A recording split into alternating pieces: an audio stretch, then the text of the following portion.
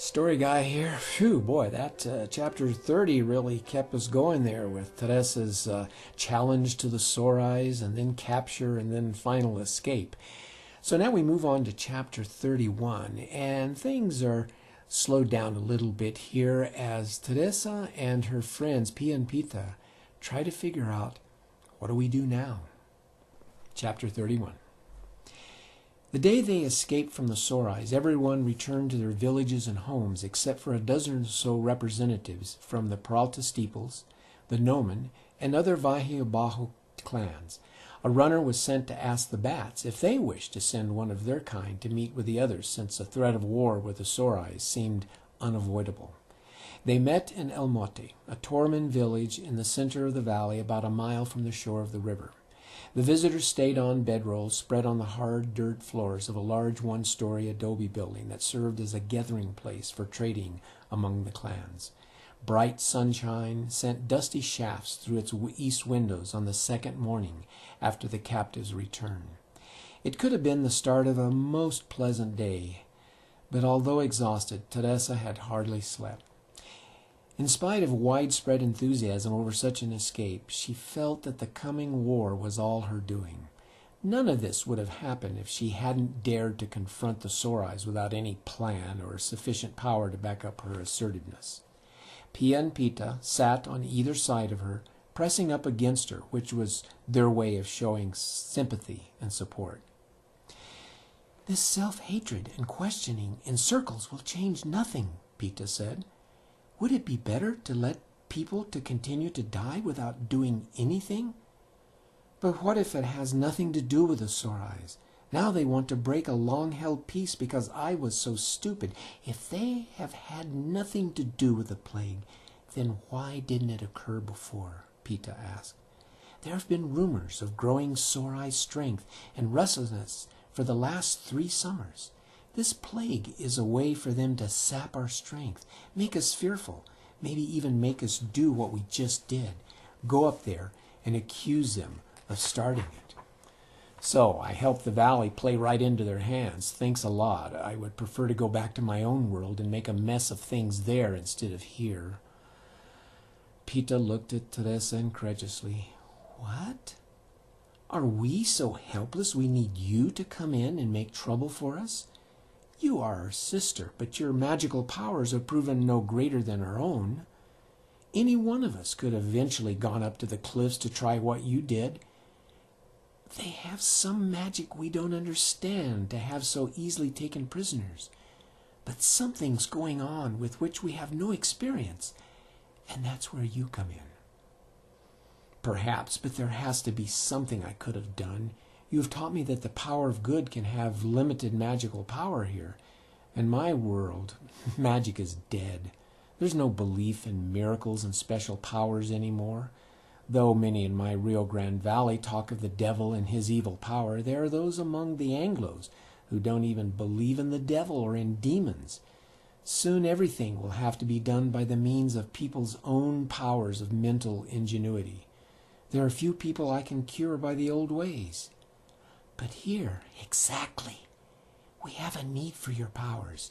Even though it's been a while, Pia and I have only begun with you. There's much we can teach you, and someday we know you will surpass us. You bring something from the other side of the portal that we don't have. A greatness, a massive power. But what? In case you haven't noticed, I'm not a girl. According to my parents, I'm long past due to be married. There's little time left for me to do anything. I really must return to my valley. What do you want of me?" Teresa pleaded. "If we knew, would we be struggling now? We must search our minds and souls, try to recapture the powers of the ancient ones. So much has been lost. We don't have the power to store ideas as you have in your world. Writing, yes, you marveled at that. We must start to develop a written record. But what of things that are forgotten?" "Nothing's been forgotten, but understanding has been lost. So many of the old ones of the Valle have those instincts about things no one understands. It's like songs of the Sianuks or the Corvamen sung in a tongue no one understands. The song can still be sung, just for the sounds and the music. You think I could understand? Teresa said, skepticism growing. Possibly. Or someone in your world. If you could take, what do you call it, records of instincts we have and figure out what they mean and what they're for? The writings, yes, we must write these things down. But do we have time with the Sorais wanting to overrun the Valle? Pia squeezed Teresa's arm. Teresa looked into her large amber eyes and understood. Yes, Pia, you're right. We must take the time in spite of what happens. But so much to do. Pita stood and helped Teresa up. We must get started immediately. We will go back to Peralta Steeples and tell you all we know of the clan stories, songs, and chants. The talkings that will take place here can go on without us. Most of it will be the dry business of setting up defenses and sentries to watch for Sorai movements into the valley. Come on. They ate a quick breakfast of cooked grain soaked in fresh milk from the Torman, hibiscus tea, and dried apples. After making their apologies to the leaders of Peralta, the Noman, and the rest of the clans, they left for Peralta Steeples. Many winters later, in her final days, Teresa shared her thoughts of that time with Pia and Pita, who passed on what she said to the storytellers of the Noman. Teresa observed that some knowledge of all the beings of the Valle had been retained in the rituals of the old women of Peralta, because as healers they had to utilize everything known among the clans to effect cures. Where gaps occurred, they could go back to the Barbermen, who functioned as a commune.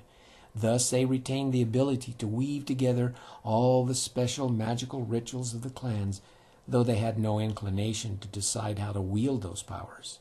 Perhaps even the bats would forget their isolation for a time to share their instinctual knowledge. But what of the Sorais? Surely they were tapping old ways and doing new things with them, so that even those of the Valle knew something was afoot. There was something more than cunning and sinister about how they did things and how they thought. To Teresa, they were the most like people in her own world, evil people, or at least those who operated solely to benefit themselves. Yet there seemed no way to learn what was going on in the rituals on the cliffs. All those thoughts came later with thinking and time. As they traveled that morning, Teresa felt better as they settled into a brisk walk up through the sandhills and along the arroyo to the steeples. Something about the encounter with the bat made her feel uneasy, though. Somehow, the key in their search of what she called the memories, the effort to discover greater powers to use on behalf of the Valle Bajo, would not be found in the stories, chants, and songs of the Peralta Steeples. What was it about the bats? She wondered.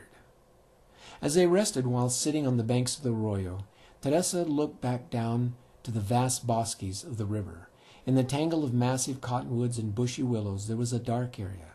She had been told that was a mass of swamps and twisting channels that had carved out thousands of islands hidden under a canopy of ancient cottonwoods. The place of the bats sat on a river island called Lugosi. Teresa instinctively felt the key to fill in the gaps of ancient knowledge would only be found there. Why did she feel that so deeply while not understanding it or being able to express it in words? Well, we'll see as Teresa and her friends continue to figure this whole thing out. We'll see you the next time, Chapter 32. Until then, bye.